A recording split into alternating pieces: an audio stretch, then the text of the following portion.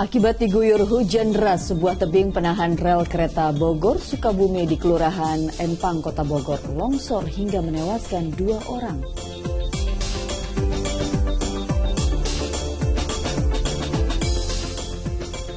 Sejumlah ruas jalan di ibu kota terendam banjir setelah diguyur hujan deras.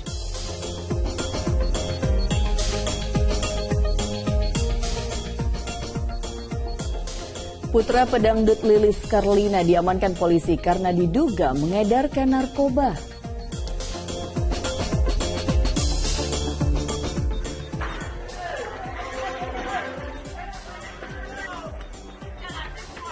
Tanpa sebab yang jelas, 2 kelompok pemuda di kota Makassar terlibat tawuran.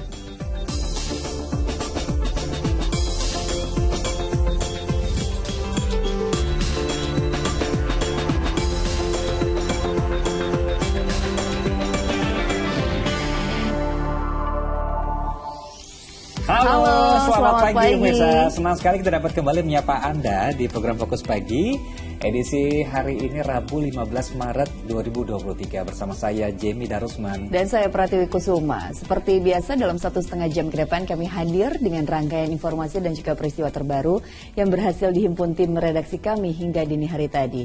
Kita awali informasi yang pertama dari wilayah Jawa Barat pemirsa. Akibat diguyur hujan deras, sebuah tebing penahan rel kereta Bogor Sukabumi di Kelurahan Empang, Kota Bogor longsor hingga menimpa 5 rumah warga pada Selasa malam. Akibatnya ada belasan warga yang tertimbun reruntuhan, bahkan 2 diantaranya ditemukan dalam kondisi meninggal dunia.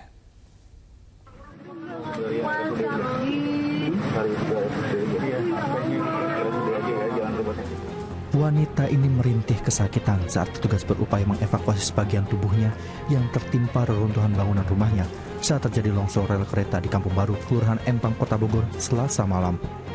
Selain itu, petugas juga berhasil mengevakuasi 2 jenazah anak balita dan 1 orang dewasa beserta seorang kakek dalam kondisi kritis. Keluarga dan tetangga korban pun menangis histeris saat melihat jenazah korban dievakuasi petugas.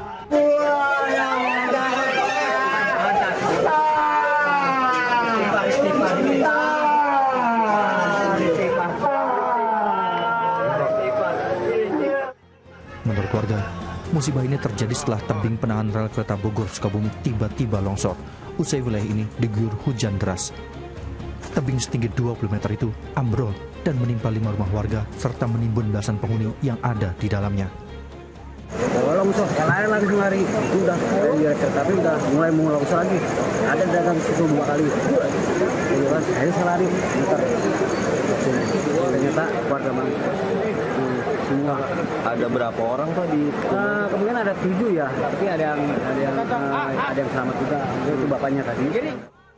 Hingga kini, petugas SAR gabungan masih mencari sisa korban yang masih terjebak di bawah reruntuhan longsor.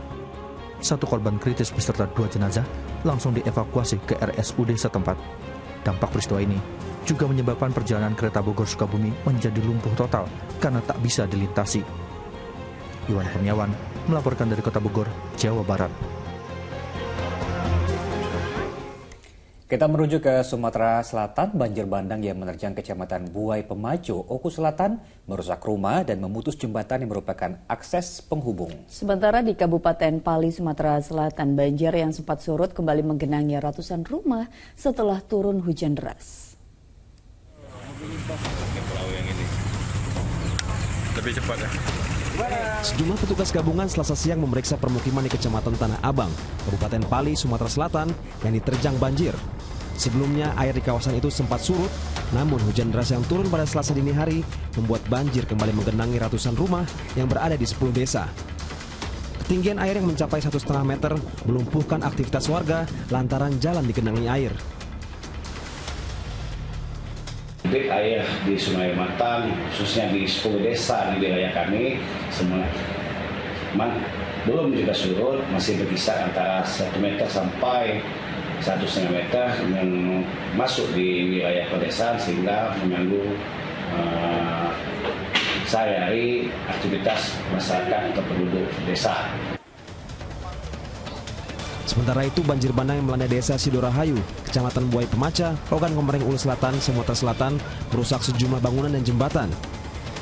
Selain mengakibatkan sejumlah kepala keluarga kehilangan tempat tinggal, jembatan yang putus juga mengganggu kegiatan perekonomian dan pendidikan karena jembatan itu merupakan akses untuk menuju dan keluar permukiman. Jadi jembatan penghubung antara dusun 6 ke dusun 8, 9, 10, 11, 12 ini contoh terputuskan, dan kemudian salah satu ini adalah penunjang perekonomian masyarakat. Kemudian yang jadi beban itu adalah faktor anak sekolah, ini dari sisi jembatan. Banjir bandang terjadi setelah kawasan itu diguyur hujan selama 2 hari, sehingga Sungai Tehni meluap pada 9 Maret 2023. Ketinggian air yang mencapai 1 meter, namun berarus kuat hingga menghanyutkan sejumlah rumah. Tim Liputan melaporkan dari Sumatera Selatan. Ya, hujan deras yang mengguyur Jakarta Utara pada Selasa siang membuat Jalan Raya Cakung Cilincing terendam banjir. Nah, selain itu banjir ini juga menggenangi kawasan ruas Jalan Cililitan Jakarta Timur dengan ketinggian yang mencapai hampir setengah meter.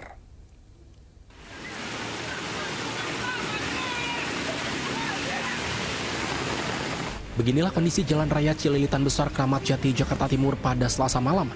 Akses jalan tergenang banjir dengan ketinggian 40 cm. Para pengendara roda 2 yang nekat menerobos genangan pun terpaksa harus mendorong kendaraannya yang seketika mati mesin atau mogok. Selain curah hujan yang tinggi, genangan banjir ini turut diperparah dengan tersumbatnya saluran air di sekitar lokasi. Banjir nih, dari jam 10 malam tadi hujan deras. Ini banjir kira-kira ketinggian berapa, Bang? Ya 40 cm lah, banyak mobil, motor, pelan-pelan, motor banyak yang mogok tadi di sini. Sementara di Jakarta Utara, hujan deras menyebabkan banjir menggenangi Jalan Raya Cakung Cilincing pada Selasa siang. Banjir melanda kawasan tersebut dengan ketinggian 30 cm hingga 40 cm. Buruknya sistem drainase diduga menjadi salah satu penyebab banjir sehingga menggenangi jalan raya tersebut. Selain membuat arus lalu lintas menjadi terhambat, genangan banjir juga menyebabkan jalan menjadi cepat rusak dan berlubang. Jayadi dan Arfa Supandi melaporkan dari Jakarta.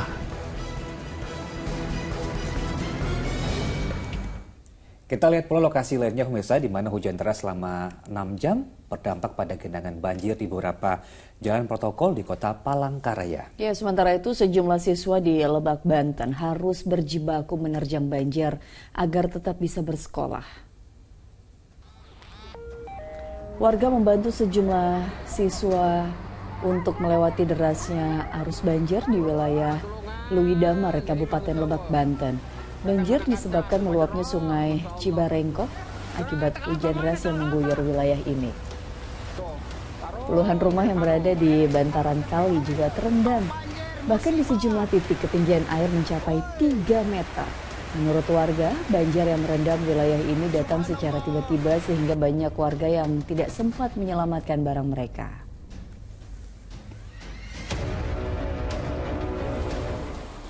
Sementara itu, banjir yang menggenangi jalan protokol Temenggung Tililung, Kota Palangkaraya membuat mobil dan motor harus ekstra hati-hati saat melintas di kawasan ini.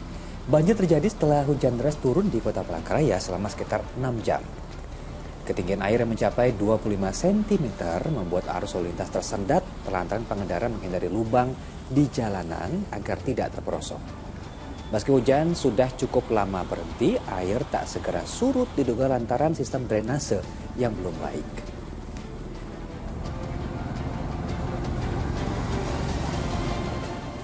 Kita beralih ke informasi lain. Erupsi Gunung Merapi membuat 3 kecamatan di Boyolali, Jawa Tengah diguyur hujan abu pada Selasa pagi. Sementara itu, kamera pengawas di pos pemantauan Gunung Merapi Ngepos milik BPPTKG Jogja kembali merekam semburan awan panas guguran pada Selasa malam.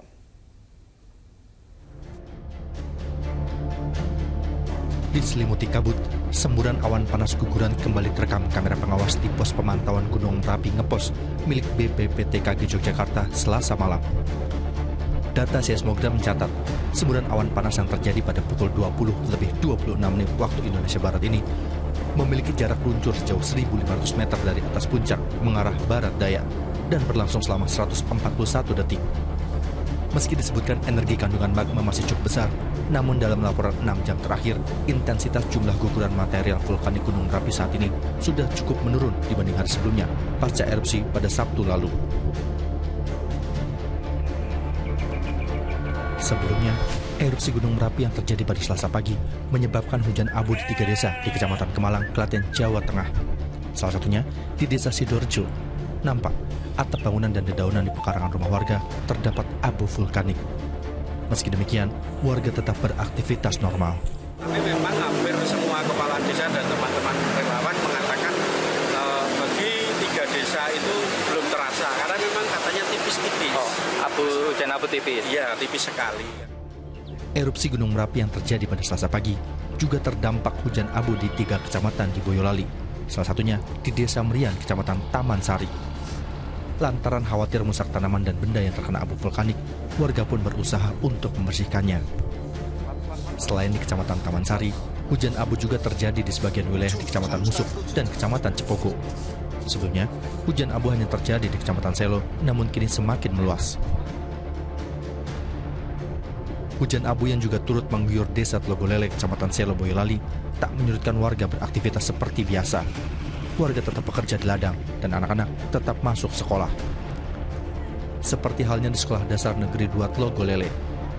Meski hanya siswa kelas 3 hingga kelas 6 yang masuk sekolah, kegiatan belajar mengajar berlangsung normal dan siswa diwajibkan menggunakan masker. Ya, tetap seperti biasa, malah lebih suka karena tetap senang walaupun ada abu vulkanik, mereka tetap bisa bertemu dengan teman-teman. Ya, tapi kita tetap menyuruh mereka menggunakan masker. Hingga kini, status Gunung Merapi masih ditetapkan level siaga 3. Tim Liputan melaporkan. Kita beralih ke informasi lainnya, ada fenomena di mana tanah bergoyang saat diinjak viral di media sosial. Peristiwa tersebut membuat penasaran perangkat desa atau Bades Pasirian, Lumajang, Jawa Timur untuk memastikan peristiwa tanah bergoyang tersebut. Fenomena tanah dangdut goyang-goyang. Video tanah bergoyang saat seorang warga sedang menginjaknya viral di media sosial. Sekilas, tanah tersebut terlihat biasa saja. Namun saat ditekan, tanah berdiameter sekitar 2 hingga 3 meter persegi ini bergoyang-goyang. Penasaran dengan fenomena alam ini, perangkat desa dan seorang anggota Babinsa di Desa Bades, Kecamatan Pasiran, mengecek keberadaan lokasi tanah bergoyang. Keberadaannya di tepi aliran sungai yang dilalui banjir lahar dingin Gunung Semeru beberapa waktu lalu. Dugaan sementara, tanah bergoyang terjadi karena ada lumpur yang tertutup tanah.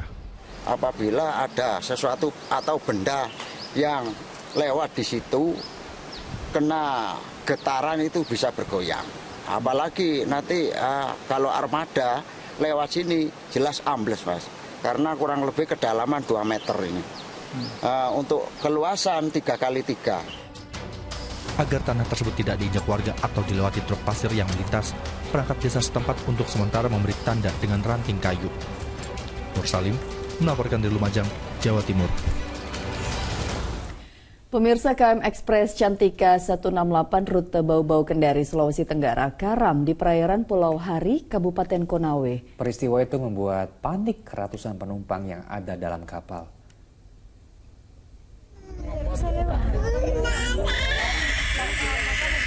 Ratusan penumpang KM Express Cantika 168 rute Bau-Bau Kendari panik mengetahui kapal yang mereka tumpangi karam. Iya, jadi paksa betul. Iya, jadi paksa. Peristiwa itu terjadi di perairan Pulau Hari, Konawe Selatan, Sulawesi Tenggara, Selasa siang. Kantor Syah Bandar Otoritas Pelabuhan dan Basarnas Kendari kemudian memandu kapal yang karam tersebut untuk bergerak perlahan-lahan. Upaya itu akhirnya berhasil dan kapal melanjutkan perjalanan ke Pelabuhan Nusantara Kendari, Sulawesi Tenggara. Tindakan yang kami lakukan menyuruh nahoda kapal Cantika 168 untuk jalan pelan-pelan. Sambil kami kawal, 370 kawal dibantu dengan Basarnas. Alhamdulillah jam 14.30 kapal sandar dengan selamat. Tak ada korban jiwa dalam peristiwa kapal itu dan nahkoda kapal kemudian menjalani pemeriksaan pihak KSOP Kendari. Alga Salim Mahfud melaporkan dari Kota Kendari, Sulawesi Tenggara. Di informasi lainnya, aksi kejar-kejaran polisi dengan pelaku balap liar warnai penertiban yang digelar aparat Samapta Polrestabes Makassar. Salah satu pengendara motor pun terjatuh dari kendaraannya saat mencoba melarikan diri.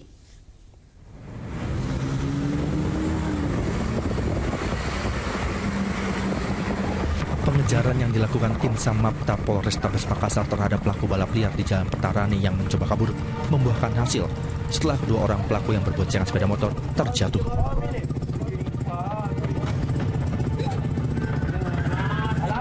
Saat dilakukan pemeriksaan, kedua pelaku ini tidak membawa surat-surat kendaraan dan kendaraan yang mereka gunakan telah dimodifikasi. Selain itu, motor ini juga mencurigakan lantaran mesin motor dapat menyala tanpa menggunakan kunci kontak. Pada razia balap liar kali ini, polisi juga menjaring pengendara motor lain yang membawa minuman keras di kendaraannya. Sedikitnya, ada 11 motor modifikasi yang diduga akan melaksanakan balap liar terjaring razia. Salah satu kendaraan yang mana pada saat berada di Jalan Petarani sempat diamankan, di mana dicurigai kendaraan tersebut melanggar undang-undang. Selanjutnya, seluruh kendaraan yang terjaring razia langsung diserahkan ke Satuan Lalu Lintas Polrestabes Makassar agar sang pemilik kendaraan dikenakan sanksi tilang selama 3 bulan. Sementara itu, untuk minuman keras yang ditemukan petugas disita untuk kemudian dilakukan pemusnahan. Raisa Habu melaporkan dari Makassar, Sulawesi Selatan. Kita jeda sejenak, usai kumandang azan subuh untuk wilayah ibu kota DKI Jakarta dan sekitarnya, kami akan hadir kembali dengan sejumlah informasi menarik lainnya. Ya, diantaranya parkir di bahu jalan kendaraan seorang ASN Suku Dinas Kelautan Perikanan dan Ketahanan Pangan Jakarta diderek petugas Dinas Perhubungan. Tetaplah bersama kami.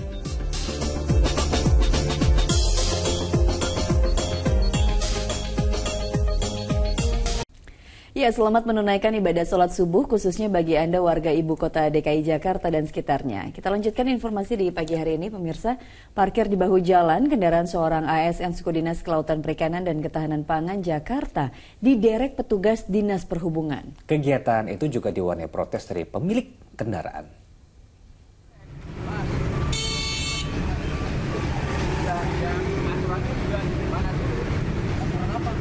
Pengendara ini terlibat adu mulut dengan petugas Dinas Perhubungan DKI Jakarta karena mobilnya diderek.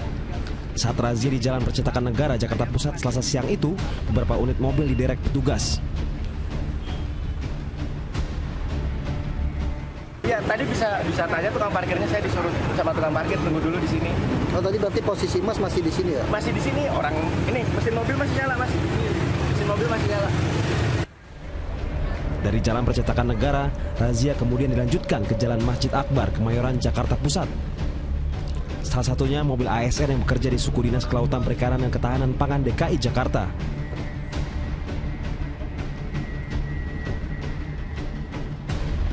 Dinas Perhubungan DKI Jakarta bertekad akan sering melakukan razia parkir liar untuk melancarkan arus lalu lintas di Jakarta. Don Vito Samarta melaporkan dari Jakarta. Di informasi lainnya, KPK, Komisi Pemberantasan Korupsi, memeriksa Kepala Kantor Bea dan Cukai Makassar, Andi Pramono, terkait laporan harta kekayaan pejabat negara atau LHKPN. KPK juga memeriksa Kepala Kantor Pajak Madya Jakarta Timur, Wahono Saputro, untuk klarifikasi LHKPN. Kepala Kantor Pajak Madya Jakarta Timur, Wahono Saputro, tak mau berkomentar apapun setelah menjalani pemeriksaan selama 7 jam di Gedung Merah Putih KPK. Sejumlah pertanyaan dari wartawan pun tak digubrisnya. Sebelumnya, Wahono Saputro memenuhi panggilan dari penyidik KPK untuk memberikan klarifikasi terkait laporan harta kekayaan pejabat negara miliknya. Berdasarkan laman ilhkpn.kpk.go.id, Wahono Saputro memiliki harta kekayaan sebesar 14,3 miliar rupiah. Sementara itu, hasil temuan KPK, Wahono juga tercatat memiliki saham di perusahaan milik Rafael Alun Trisambodo.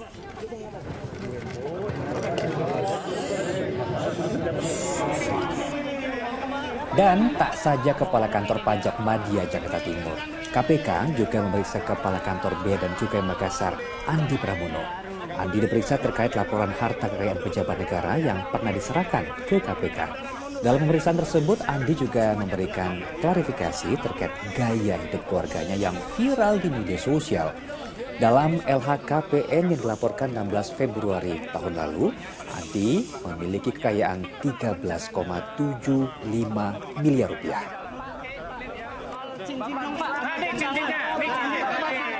Tentang diri saya, ya, sama sekali tidak ada yang berbentuk pamer dan lain sebagainya, sehingga dicari-cari yang lain gitu. Nah, saya di sini sudah melaporkan kepada KPK, ya, pembawa niat-niat pembuat berita yang menghubungkan pada anak saya.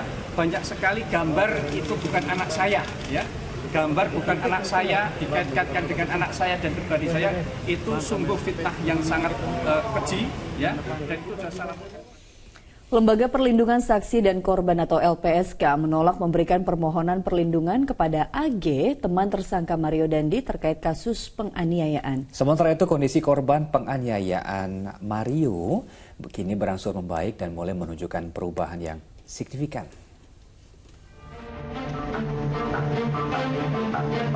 Ketua Komnas Perlindungan Anak Aris Merdeka Sirait menjenguk anak yang merupakan korban penganiayaan anak di bawah umur yang dilakukan tersangka Mario Dandi Satrio yang merupakan anak mantan pejabat pajak di Rumah Sakit Mayapada, Kuningan, Jakarta Selatan. Kamu harus sabar ya, sabar boy. Istighfar. Meski tidak dapat bertemu langsung dengan korban, namun dari penjelasan sang ayah Jonathan Latumahina, kondisi anak berangsur membaik dengan perubahan yang cukup signifikan, seperti dapat membuka mata dan adanya pergerakan tubuh. Ya tentu respon terhadap apa yang dia, walaupun belum mengenali siapa yang dia lihat, siapa yang datang, siapa dokter juga yang memeriksa belum mengenali. Artinya kesimpulannya adalah David dalam perkembangan cukup baik. Sementara itu, upaya AG, teman perempuan Mario Dandi yang mengajukan permohonan ke Lembaga Perlindungan Saksi dan Korban atau LPSK tak dapat dikabulkan. Menurut Wakil Ketua LPSK Ahmadi, pihaknya telah melakukan investigasi atas berkas permohonan perlindungan yang diajukan AG. Pasalnya berdasarkan ketentuan dalam undang-undang, LPSK hanya dapat melindungi seseorang yang berstatus saksi dan korban dalam kasus tindak pidana. Sementara AG telah berstatus sebagai anak berkonflik dengan hukum.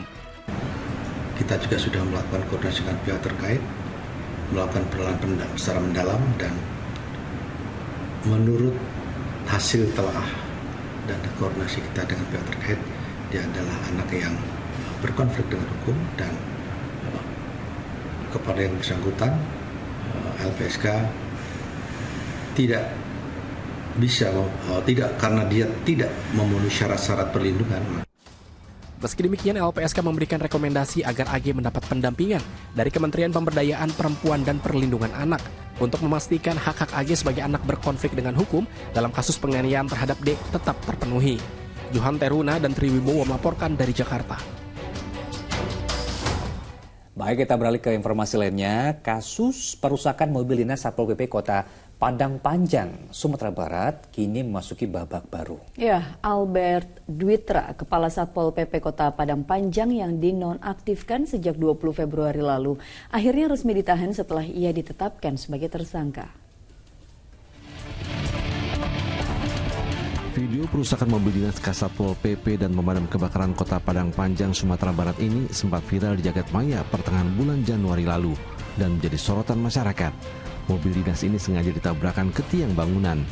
Rupanya perusakan mobil ini merupakan modus untuk mendapatkan klaim asuransi.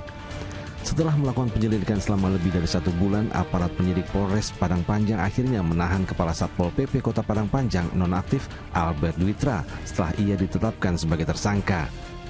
Selain Albert, aparat juga menahan 2 tersangka lainnya, yakni sopir yang menabrakkan mobil dan seorang PNS yang terlibat perusakan. Peranannya masing-masing itu berinisial A. Dia sebagai pejabat di dinas tersebut mengarahkan dan membiarkan kasus kejadian tersebut di depan matanya. Tujuannya awalnya untuk memenuhi klaim asuransi kerusakannya sekian persen. Selain menyita barang bukti mobil dinas yang dirusak, polisi juga menjerat para tersangka dengan pasal 170 junto pasal 406 KUHP dengan ancaman hukuman 5,5 tahun penjara. Sri Purnama melaporkan dari Kota Padang Panjang, Sumatera Barat. Di informasi lainnya, pemirsa, seorang anggota Satpol PP di Polewali Mandar, Sulawesi Barat tewas mengenaskan di rumahnya. Korban diduga dibunuh saat tengah tertidur pulas bersama istri dan anaknya. Warga Kelurahan Manding, Kabupaten Polewali Mandar, Sulawesi Barat berkerumun di sekitar rumah Warli, anggota Satpol PP yang tewas mengenaskan di rumahnya di BTN Yosi, Blok C nomor 7. Garis polisi membentang di lokasi kejadian saat aparat kepolisian melakukan olah TKP. Tewasnya Warli baru diketahui saat istri dan anaknya terbangun dari tidur dan langsung berteriak meminta pertolongan warga. Korban diduga dihabisi saat tertidur pulas di ruang tamu. Jadi tadi waktu kami lihat itu, tolong ada satu luka mirip dengan luka kena benda. Parang begitu ya? Saya tidak tahu apakah parang atau apa, yang jelas benda tajam bagian sini dekat rahangnya. Ini korban sempat dibawa ke rumah sakit atau gimana? Ya, karena kami berbondong-bondong tolong, jadi kita bawa ke rumah sakit. Setelah tiba di rumah sakit, informasinya bahwa korban sudah meninggal, tidak tertolong lagi. Pelaku diduga masuk ke rumah korban dengan cara merusak jendela. Korban sempat dilarikan ke rumah sakit, namun nyawanya tak tertolong akibat luka parah sabetan senjata tajam di bagian rahangnya. Sementara itu, dari hasil penyelidikan polisi, motif pembunuhan anggota Satpol PP ini karena diduga dendam. Polisi juga mengantongi identitas pelaku yang berjumlah 1 orang dan kini dalam pengejaran. Perkiraan jumlah pelaku dan berapa kira? 1. Motif dan motif. Ada rasa dendam mungkin. Berarti sudah mengarah ke salah satu terduga pelaku. Doakan aja ya. Dari TKP, polisi mengamankan sejumlah barang bukti untuk penyelidikan. Edi Junaidi melaporkan dari Polewali Mandar, Sulawesi Barat.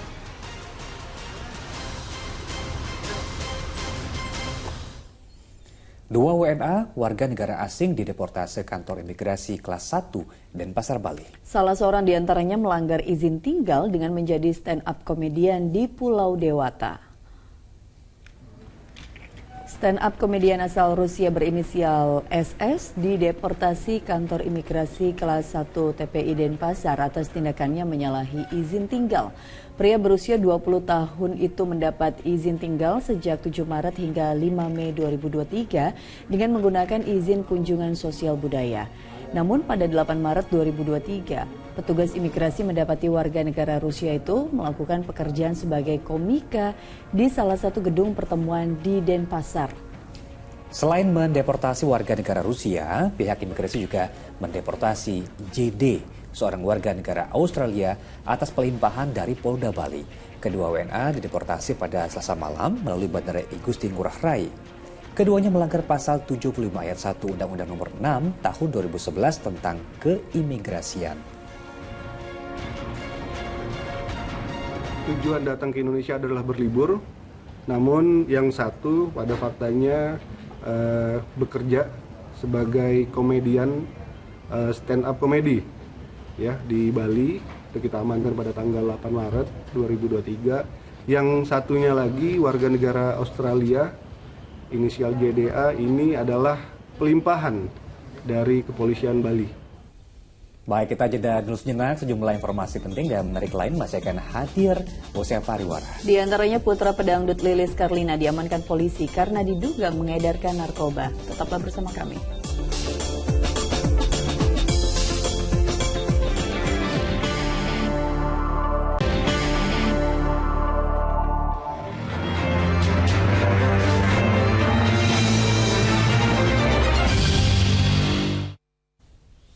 Anda kembali menyaksikan Fokus Pagi bersama saya Pratiwi Kusuma. Pemirsa, tanpa sebab yang jelas, 2 kelompok pemuda di Kota Makassar, Sulawesi Selatan terlibat tawuran. Kedua kubu terlihat saling serang menggunakan batu, balok kayu, serta anak panah busur hingga meresahkan warga. 2 kelompok pemuda di Kelurahan Balang Baru, Kecamatan Tamalate, Kota Makassar, Selasa dini hari terlibat tawuran. Meski hanya dibatasi jalan raya, kedua kelompok terlihat saling serang menggunakan batu, balok kayu, serta anak panah busur untuk melukai lawannya. Ironisnya, tawuran diduga direkam oleh salah seorang pelaku hingga viral di media sosial.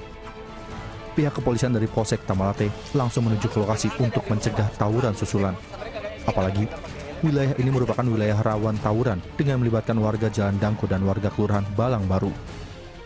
Nah, jadi kita sudah kumpul RT RW sama tokoh masyarakat setempat. Barangkali ada yang dikenal, salah satunya informasi tolong disampaikan kepada kami. Untuk pemicunya sendiri itu memang apa, kalau boleh tahu? Makanya pemicu untuk sementara sampai sekarang ini belum kita paham apa sebenarnya kejadiannya. Semuanya masih duga-duga. Pihak kepolisian dari Polsek Tamalate masih disiagakan di lokasi kejadian.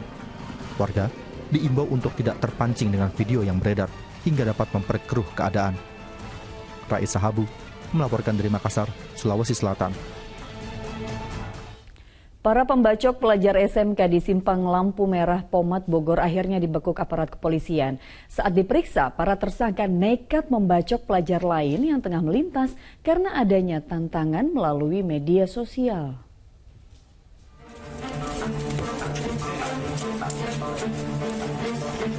Polresta Bogor Kota menangkap 2 pemuda yang diduga membacok pelajar sebuah SMK swasta di Kota Bogor, Jawa Barat. Bersama kedua tersangka, polisi juga menahan seorang pria yang menyembunyikan kedua pemuda itu saat dicari polisi. Seorang pemuda lagi yang turut dalam aksi pembacokan kini masih diburu. Dari tangan tersangka disita sebilah parang dan sepeda motor yang digunakan saat membunuh korban. Hasil pemeriksaan polisi mengungkap ketiga tersangka melakukan pembacokan itu karena adanya tantangan melalui media sosial.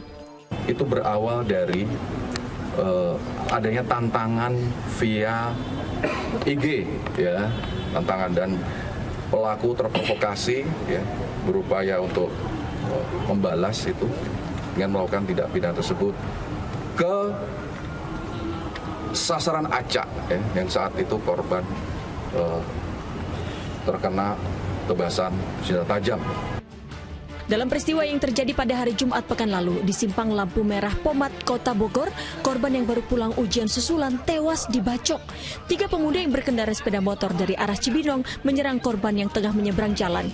Akibat perbuatannya, 2 pemuda yang terlibat pembacokan terancam pidana maksimal 15 tahun penjara karena dugaan melakukan pembunuhan. Sementara seorang tersangka lain terancam pidana 4 tahun penjara karena menyembunyikan pelaku kejahatan. Iwan Kurniawan melaporkan dari Kota Bogor, Jawa Barat. Warga di Kabupaten Sidoarjo, Jawa Timur diresahkan dengan konvoi kelompok pemuda yang mengacungkan senjata tajam di jalan. Tak butuh waktu lama, Satreskrim Polresta Sidoarjo berhasil menangkap 2 anggota kelompok pemuda tersebut yang mengaku hendak tawuran dengan kelompok lain.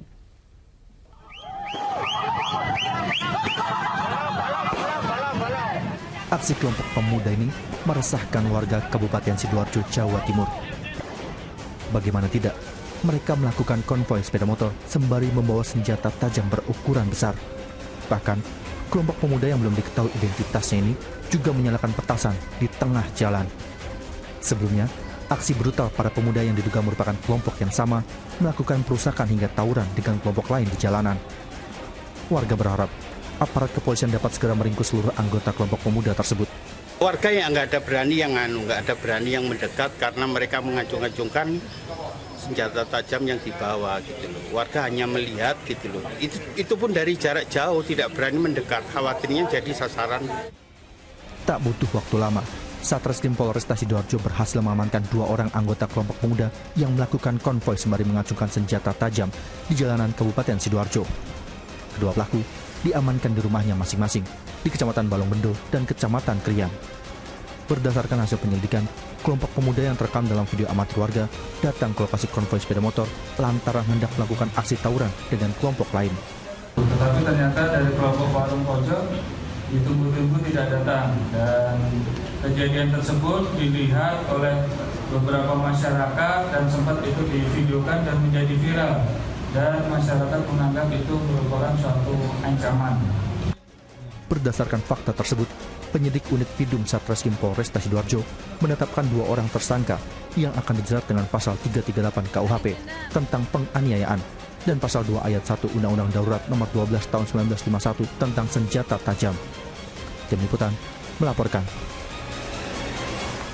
Pemirsa, putra pedangdut Lilis Karlina diamankan polisi karena diduga mengedarkan narkoba. Bersama tersangka yang merupakan remaja berusia 15 tahun itu, polisi mengamankan ribuan butir obat-obatan daftar G yang tidak memiliki izin edar. Remaja laki-laki berinisial RDI ini diamankan aparat Polres Purwakarta usai diduga terlibat dalam peredaran narkoba. Ia diringkus di kediamannya di wilayah Ciwareng, Purwakarta, Jawa Barat. Dari pemeriksaan yang dilakukan polisi, putra dari pedangdut Lilis Karlina itu memiliki seorang kaki tangan, yakni pria berinisial I berusia 26 tahun untuk membantunya mengedarkan narkoba hingga keluar kota. Barang haram berupa obat-obatan daftar G yang tidak memiliki izin edar itu didapatnya dengan membeli secara online. Bersama tersangka, polisi mengamankan total ribuan butir obat yang terdiri dari 3 jenis, yakni Heximer, Tramadol, dan Trihexyphenidyl.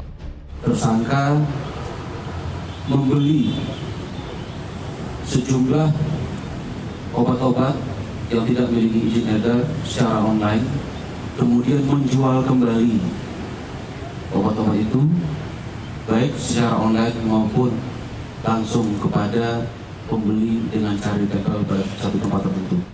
Sementara itu, Selasa siang, usai menjenguk sang anak yang menjalani pemeriksaan di Polres Purwakarta, penyanyi dangdut Lilis Karlina tak memberi tanggapan apapun. Ia memilih bungkam atas kasus yang menjerat sang buah hati. Kini tersangka yang masih berusia 15 tahun itu terancam 10 tahun penjara. Syamsun Nursa melaporkan dari Purwakarta, Jawa Barat. Polisi menangkap selebgram dengan akun Instagram bernama Ajudan Pribadi di Makassar, Sulawesi Selatan. Pria bernama asli Muhammad Akbar itu tersandung kasus penipuan dan penggelapan. Muhammad Akbar atau yang dikenal dengan nama akun Instagram Ajudan Pribadi digiring petugas di kantor Polres Metro Jakarta Barat pada Selasa sore. Selebgram dengan 1 juta pengikut ini diciduk di kota Makassar, Sulawesi Selatan pada Senin malam. Ia diduga terlibat dalam kasus penipuan dan penggelapan dengan total kerugian mencapai 1,3 miliar rupiah. Akbar dilaporkan oleh seorang warga terkait jual beli kendaraan pada bulan November 2022 lalu. Untuk kepentingan penyidikan, Akbar kini masih menjalani pemeriksaan intensif oleh penyidik dan terancam dijerat pasal 378 dan 372 KUHP. Kapan kejadian perasaan melakukan penetapan tersebut? Pemirsa, seorang pencuri 19 motor di Terbanggi Besar, Lampung Tengah ditangkap polisi saat kabur di kawasan pasar. Penangkapan berlangsung alot karena tersangka memberontak saat dibekuk.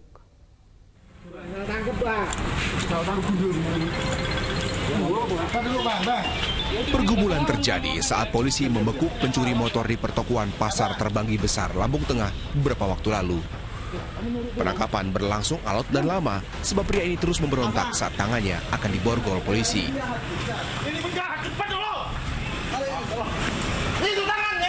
Bahkan polisi sampai meminta bantuan warga untuk melumpuhkan warga Dono Arum ini. Dalam rilis kepolisian Selasa siang, terungkap tersangka sudah mencuri 19 motor di Terbanggi Besar bersama seorang temannya yang kini masih buron. Untuk perannya sendiri, dia langsung yang melakukan tindak pidana pencurian itu. Jadi saudara Polo ini dia modusnya selalu masuk ke dalam rumah-rumah warga. Gitu. Dia selalu melakukan di malam hari. Kebanyakan ya. Jadi dia ini masuknya ke 363 ya, pencurian dengan keberatan. Sementara itu, dari 19 motor yang dicuri, 9 motor diantaranya belum terjual dan kini disita polisi sebagai barang bukti. Penyidikan kasus ini masih akan dikembangkan polisi, termasuk memburu rekan lainnya yang masih kabur. Ari Susanto melaporkan dari Lampung Tengah, Lampung. Berkedok penjualan sepeda motor dengan metode bayar di tempat, kawanan penjahat menculik dan menguras rekening seorang pria di Kembangan, Jakarta Barat. Dalam aksinya, gerombolan itu berpura-pura menjadi polisi yang mencari penjahat.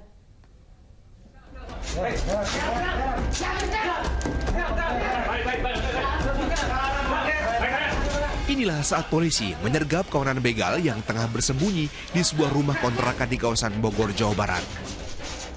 Dari tangan mereka, polisi menyita sejumlah lencana polisi, borgol, serta 2 pucuk pistol mainan dan lakban. Dalam aksinya, salah seorang anggota kawanan begal itu menawarkan korban melalui media sosial untuk membeli sepeda motor bekas dengan metode bayar di tempat. dan disepakati untuk bertemu di kawasan Kembangan, Jakarta Barat. Saat akan mengambil motor yang dibelinya, tiba-tiba korban didatangi ke 6 tersangka yang berpura-pura menjadi polisi. Korban dianiaya dan dituduh jadi penadah barang curian. Tak hanya itu, ia disuruh menyerahkan PIN ATM-nya sehingga gerombolan itu menguras rekening bank korban sebanyak 43 juta rupiah. Korban lalu dibuang di kawasan Serpong, Tangerang. Kemudian korban mengalami penganiayaan. Tangannya diikat, kemudian matanya dilakban sambil diinterogasi seolah-olah para pelaku ini sebagai polisi dengan tuduhan korban terlibat dalam sindikat pencurian kendaraan bermotor dan juga dituduh sebagai penadah. Oleh penyidik, kawanan penjahat itu dijerat dengan pasal 365 KUHP yang ancaman pidana maksimalnya 12 tahun penjara. Muhammad Nur melaporkan dari Jakarta.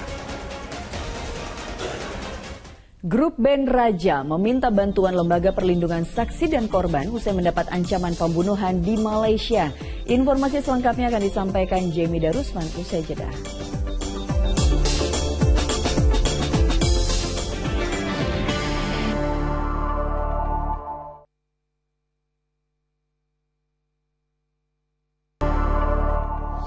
Anda kembali di Fokus Pagi. Pemirsa, truk bermuatan buah berupaya kabur usai melindas wanita pengendara sepeda motor hingga meninggal dunia. Polisi lalu mengadang kendaraan itu 10 km dari lokasi kejadian.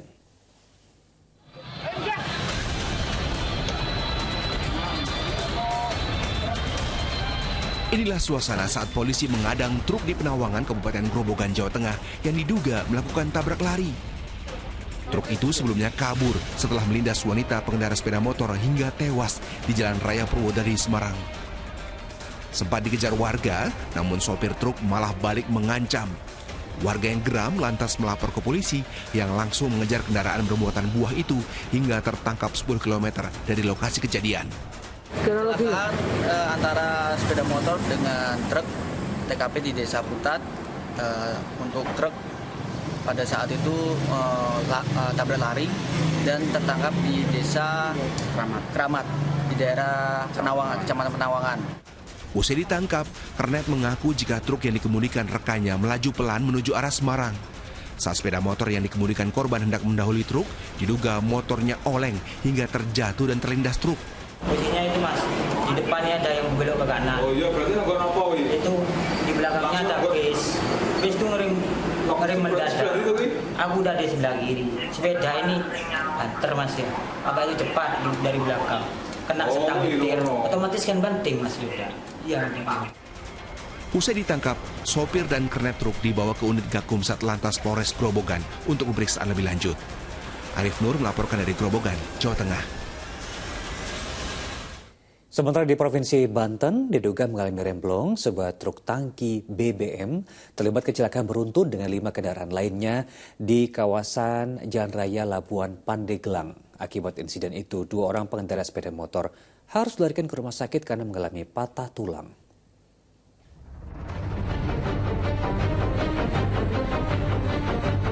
Inilah video amatir tabrakan beruntun yang melibatkan truk tangki BBM dengan 3 minibus serta 2 pengendara sepeda motor di Jalan Raya Labuan Pandeglang, Banten. Akibat kecelakaan ini seluruh minibus dan sepeda motor mengalami kerusakan yang parah. Penyebab kecelakaan diduga karena truk tangki BBM mengalami remblong sehingga melaju tak terkendali sampai menabrak kendaraan lain di depannya. Akibat insiden ini 2 orang pengendara sepeda motor harus dilarikan ke rumah sakit karena mengalami patah tulang. Untuk korban ada 2 orang yang pengendara motor sudah dilarikan ke rumah sakit. Untuk pengendara mobil, alhamdulillah semuanya masih selamat. Peristiwa kecelakaan ini kini masih dalam penanganan Satlantas Polres Pandeglang. Sementara itu kendaraan yang terlibat kecelakaan dan sopir truk tangki BBM diamankan di Mapolres Pandeglang untuk pemeriksaan lebih lanjut. Ariel Maranus melaporkan dari Kabupaten Pandeglang, Banten. Naasnya kecelakaan beruntun juga terjadi di Jalan Lintas Sumatera, Kabupaten Batubara. Akibatnya seorang pengemudi mobil pickup terjepit di kabin pengemudi dan 5 orang lainnya yang terlibat kecelakaan mengalami luka parah.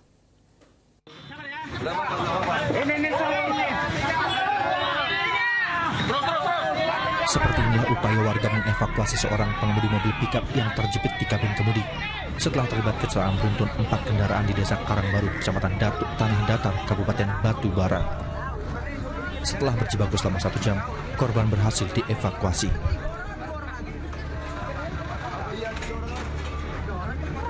Sementara, 5 orang lainnya yang terlibat kecelakaan mengalami luka parah dan tengah menjalani perawatan di rumah sakit. Kecelakaan berawal saat sebuah truk yang melaju dari arah Kisaran menuju Medan berupaya mendahului kendaraan yang ada di depannya. Naas, dari arah berlawanan muncul sebuah mobil pickup dengan 2 minibus yang datang beriringan. Pengemudi truk yang kehilangan kendali menabrak mobil pickup hingga terseret beberapa meter. Akibatnya, 2 minibus yang ada di belakang mobil pickup ikut tertabrak. Satuan Polisi Lalu Lintas Polres Batubara yang melakukan olah TKP menemukan alat isap sabu di kabin kemudi truk yang menabrak mobil pickup. Namun, petugas tidak menemukan sisa sabu. Nah, jadi setelah kita tindak lanjuti, kita lakukan pemeriksaan di mobil truk tersebut, ada kita temukan sisa-sisa daripada kita duga narkoba jenis sabu-sabu. Nanti selanjutnya akan kita lakukan pengembangan, kita lakukan tes urin terhadap si pengemudi mobil tersebut. Polisi masih memeriksa saksi mata di lokasi kejadian. Pengemudi truk belum dapat dimintai keterangan akibat luka parah yang dialaminya. Untuk penyelidikan lebih lanjut, Satlantas melibatkan Satuan Reserse Anti Narkoba Polres Batubara. Tuti Alewiyah Lubis melaporkan dari Batubara, Sumatera Utara.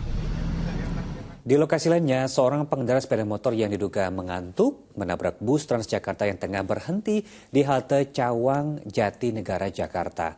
Lain lagi di Jalan Raya Balaraja, Kabupaten Tangerang, Banten, akibat terjatuh setelah menghantam lubang jalan, seorang pengendara sepeda motor tewas setelah tertabrak truk yang melaju dari arah berlawanan.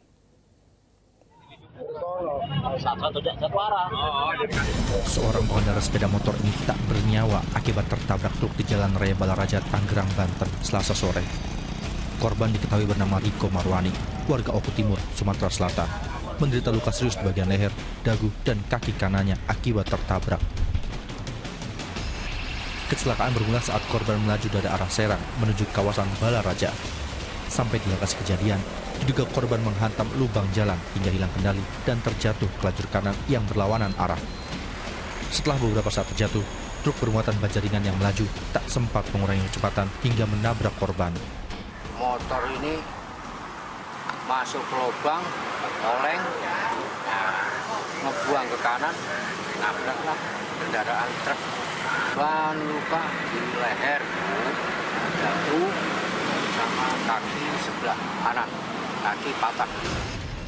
Di Jatinegara, Jakarta Timur, diduga mengantuk, seorang pengendara sepeda motor menabrak bus Transjakarta yang tengah berhenti di halte Cawang Sutoyo. Akibat kejadian tersebut, korban alami luka parah di bagian kepala akibat benturan yang cukup keras.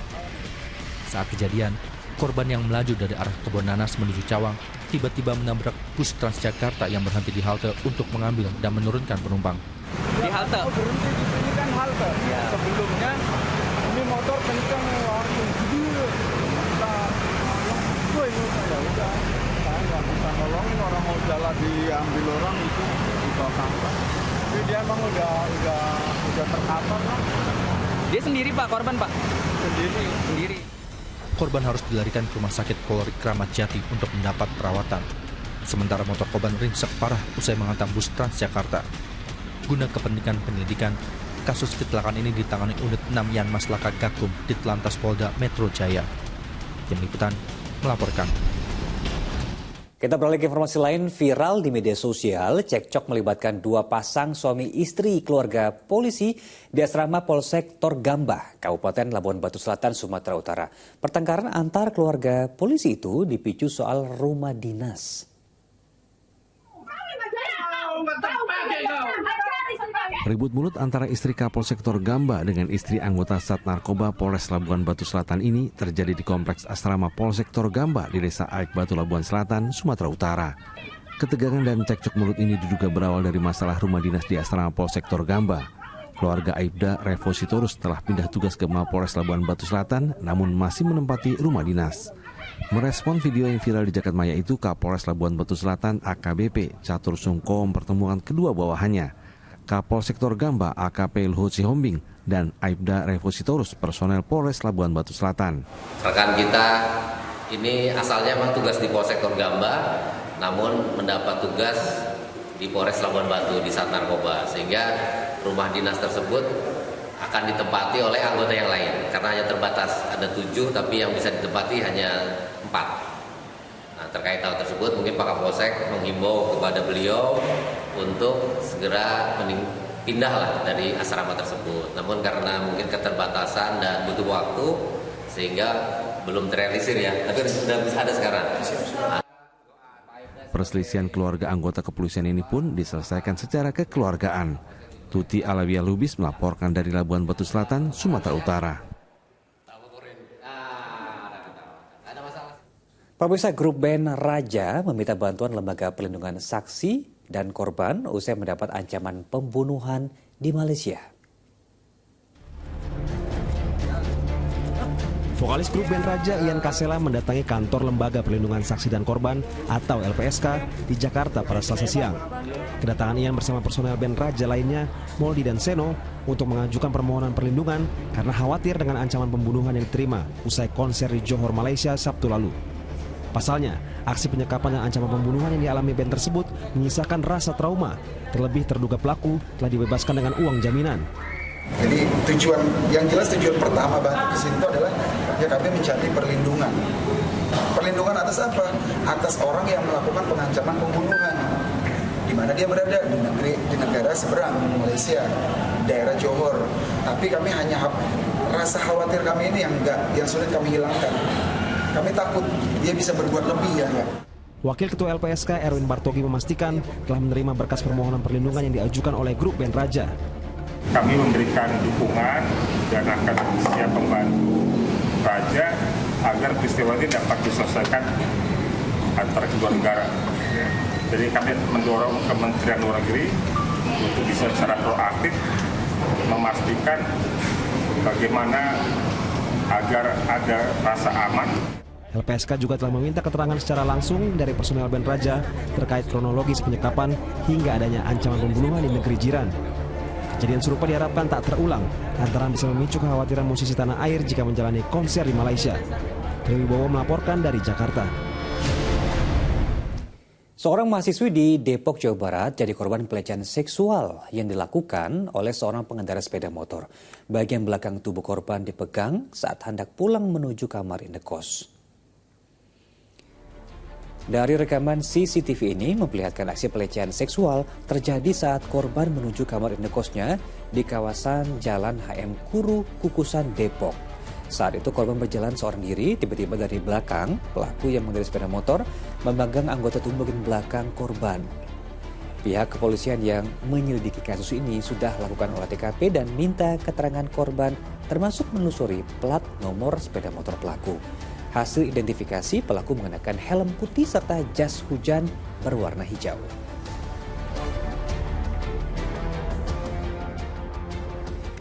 Kita menuju ke ibu kota. Sepasang pria dan wanita bersepeda motor terekam CCTV sedang membuang bayi di depan rumah warga di perumahan Kelapa Muda, Koja, Jakarta Utara. Dari rekaman CCTV tampak pasangan pria dan wanita bersepeda motor masuk ke area perumahan Kelapa Muda, Koja. Di jalan yang sepi, keduanya lalu meletakkan sesosok bayi yang dibalut kain di depan rumah warga. Mereka lantas kabur. Bayi yang diperkirakan baru berumur beberapa hari itu pertama kali ditemukan oleh seorang pedagang jamu keliling dan bersama warga dilaporkan ke polisi. Saat ini kondisi bayi dalam keadaan sehat dan dibawa ke Rumah Sakit Polri Kramat Jati untuk diperiksa.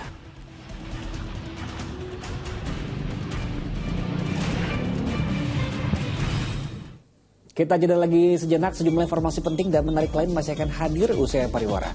Di antaranya akibat diguyur hujan deras, sebuah tebing penahan rel kereta Bogor-Sukabumi di kota Bogor longsor hingga menewaskan 2 orang. Fokus Pagi segera kembali.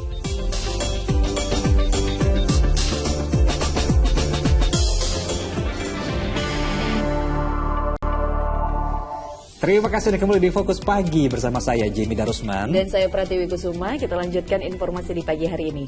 Presiden Joko Widodo meresmikan jalan penghubung Kota Labuan Bajo dengan Golomori yang merupakan kawasan ekonomi khusus lokasi KTT ASEAN Summit 2023. Akses jalan itu bisa memangkas waktu tempuh dari 3 jam menjadi 30 menit saja.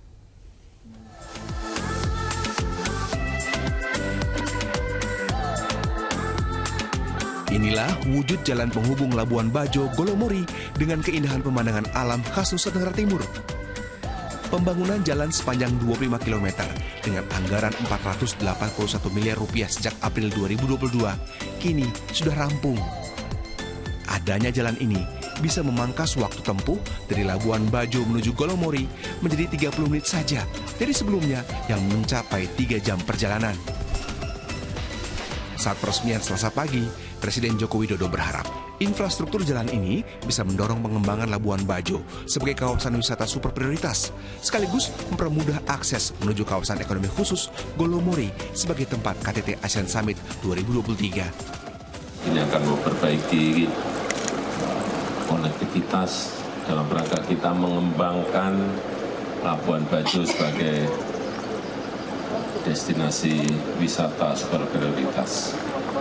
Jalan ini sepanjang 25 km dan menghabiskan anggaran 481 miliar. Sehingga kawasan antara Labuan Bajo dan Golomori nanti akan bisa berkembang dengan baik sehingga pengembangan Labuan Bajo akan terdukung.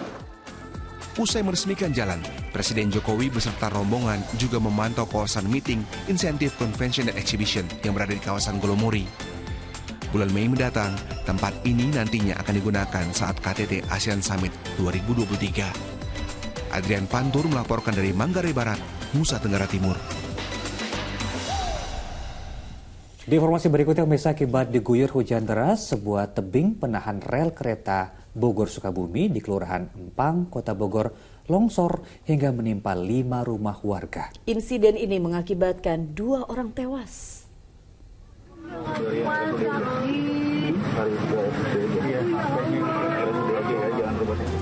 Wanita ini merintih kesakitan saat petugas berupaya mengevakuasi sebagian tubuhnya yang tertimpa reruntuhan bangunan rumahnya saat terjadi longsor rel kereta di Kampung Baru, Kelurahan Empang, Kota Bogor, Selasa malam. Selain itu, petugas juga berhasil mengevakuasi 2 jenazah anak balita dan 1 orang dewasa beserta seorang kakek dalam kondisi kritis. Keluarga dan tetangga korban pun menangis histeris saat melihat jenazah korban dievakuasi petugas.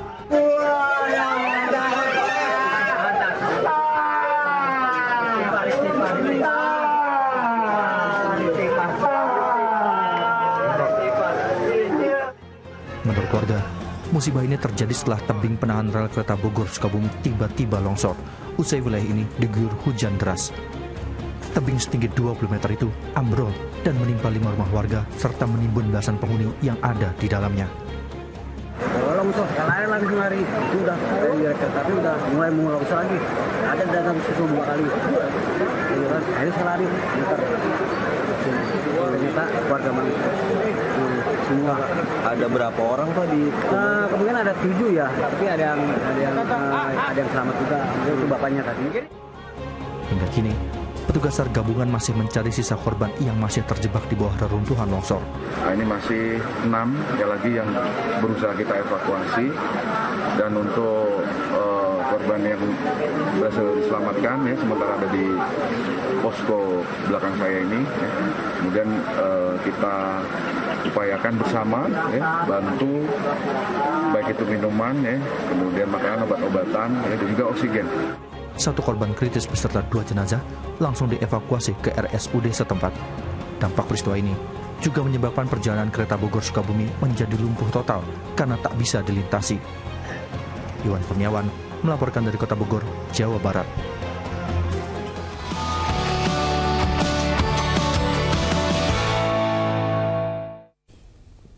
Dari informasi pasar pemirsa, meroketnya harga sembako menjelang bulan puasa, ratusan warga menyerbu pasar murah sembako di Klaten, Jawa Tengah. Warga rela antre untuk memperoleh paket sembako dengan harga lebih murah dibanding harga pasaran.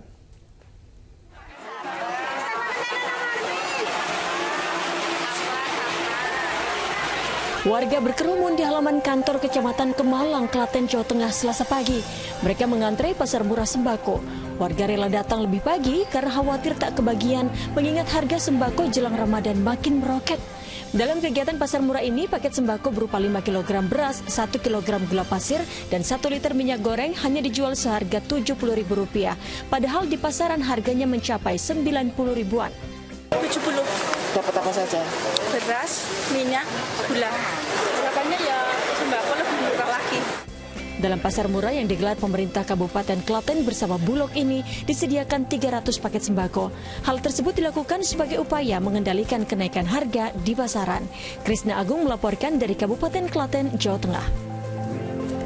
Nah, memang di sejumlah wilayah ya Tiwi, jelang Ramadan ini sejumlah komoditas pangan rata-rata sudah merangkak naik. Iya, betul banget. Ini kenaikan umumnya pada komoditas telur, cabai, dan juga beras.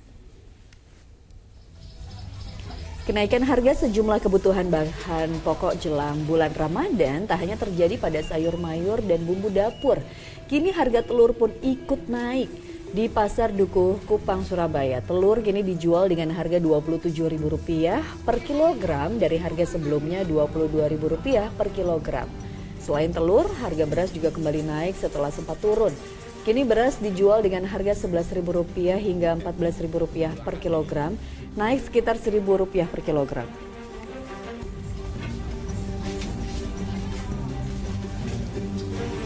Kita simak pula bagaimana di Pasar Legi Kota Solo, harga cabai mulai merangkak naik dalam beberapa hari terakhir. Beragam jenis cabai mengalami kenaikan harga berkisar Rp2.000 hingga Rp5.000 per kilogram. Seperti harga cabai rawit merah atau seret naik dari harga Rp65.000 menjadi Rp70.000 per kilo. Cabai merah keriting naik menjadi Rp30.000 dari sebelumnya Rp25.000 per kilogram. Cabai rawit hijau juga sama, naik Rp5.000 kini menjadi Rp25.000. Kenaikan harga cabai ditambah erupsi Gunung Merapi berimbas pada pasokan cabai karena banyak pedagang yang dipasok dari petani cabai di Cepongo, Boyolali.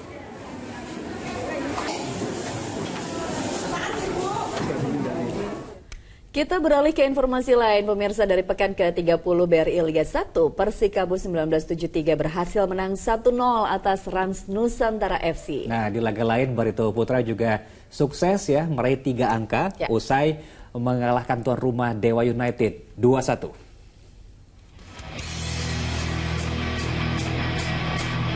Misi Persikabo 1973 untuk kembali ke jalur kemenangan berhasil terwujud. Menjamu Rans Nusantara FC yang sedang dalam tren buruk di pekan ke-30 BRI Liga 1 di Stadion Pakansari, Kabupaten Bogor, Jawa Barat, Selasa sore, Persikabo menang 1-0. Tampil dominan sejak awal, tuan rumah baru bisa memimpin di menit 45 melalui gol yang dicetak oleh Bruno Dibal, bisa memaksimalkan umpan Dimas Derajat. Di babak kedua, Laskar Pajajaran tetap dominan namun tidak bisa menambah gol lagi. Persikabo pun naik ke posisi 12, sedangkan Rans memperpanjang puasa kemenangan menjadi 15 laga beruntun dan terpuruk di dasar klasmen. Di pertandingan lain, Barito Putra masih terlalu perkasa bagi Dewa United. Publik Indomilk Arena, Kabupaten Tangerang, Banten dibuat terdiam setelah Axel Runtukahu mencetak gol debut menawan pada menit 14. 16 menit berselang kedudukan kembali setara setelah bola umpan Ramai Rumakiek membentur Aditya Dewa dan terciptalah gol bunuh diri ke gawang Laskar Antasari. Skor 1-1 menutup babak pertama. Di interval kedua, tim tamu meningkatkan tempo serangan kembali unggul di menit 75. Kali ini gol dicetak oleh Gustavo Tocantins bisa menuntaskan umpan Mike Ott. Barito pun menang 2-1. Meski menang, Barito masih tertahan di strip ke-16, adapun Dewa United di peringkat ke-14. Sementara itu laga penutup di pekan ke-30 BRI Liga 1 akan mempertemukan Persis Solo hadapi Arema FC. Ya, jelang duel ini Singoedan memiliki catatan apik atas Persis dengan torehan 4 kemenangan dan sekali imbang dalam 5 pertemuan terakhir kedua tim.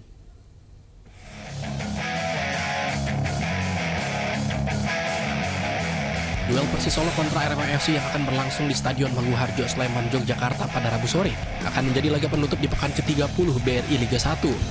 Jelang laga nanti Persis dihadapkan dengan krisisnya di barisan pertahanan. Laskar Sambernyawa baru saja kehilangan Eki Taufik karena skorsing kartu merah. Selain itu Fabiano Meltram dan Emre Yandi juga masih diragukan tampil karena cedera. Keropos di barisan belakang, Laskar Sambernyawa memiliki ketajaman di lini serang. Irfan Johari yang menjadi super sub di laga terakhir bisa menjadi opsi untuk diturunkan sejak menit awal. Sementara di kubu Arema FC, sosok Dedik Setiawan berpotensi akan kembali diandalkan sebagai ujung tombak dengan ditopang Dendi Santoso dari lini kedua. Formasi 4-2-3-1 diprediksi akan kembali diandalkan Singo Edan dengan menempatkan Evan Dimas sebagai pengatur serangan. Selain itu, Arema FC juga memiliki catatan apik saat berjumpa Persis Solo dengan 4 kemenangan dan sekali imbang dalam 5 pertemuan terakhir kedua tim. Wahyu Diono melaporkan dari Sleman, Daerah Istimewa Yogyakarta. Kita beralih ke informasi lain, pemirsa. Kehadiran ular di permukiman kembali meresahkan warga. Ya, ini di Cilandak, Jakarta Selatan, warga menangkap ular sanca yang memangsa burung peliharaan warga.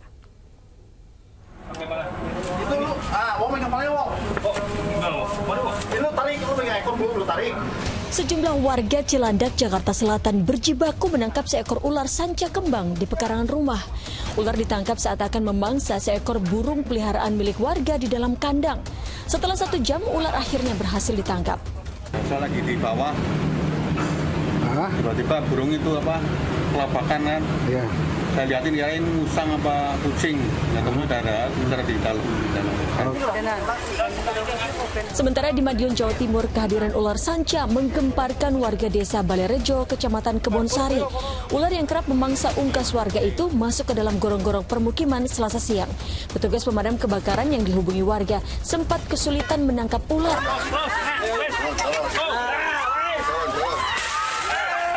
1,5 jam berjibaku, ular akhirnya berhasil ditangkap. Tim Liputan melaporkan. Dan laporan tadi sekaligus menutup jumpa kita dalam Fokus Pagi edisi hari ini. Ya, usai Fokus Pagi jangan lewatkan untuk menyaksikan program Pintu Berkah Pagi. Mewakili tim redaksi dan kerabat kerja yang bertugas, saya Pratiwi Kusuma. Dan saya Jamie Darusman, kami pamit undur diri. Selamat pagi, selamat mulai aktivitas Anda. Selamat siap-siap gitu ya. Sampai jumpa.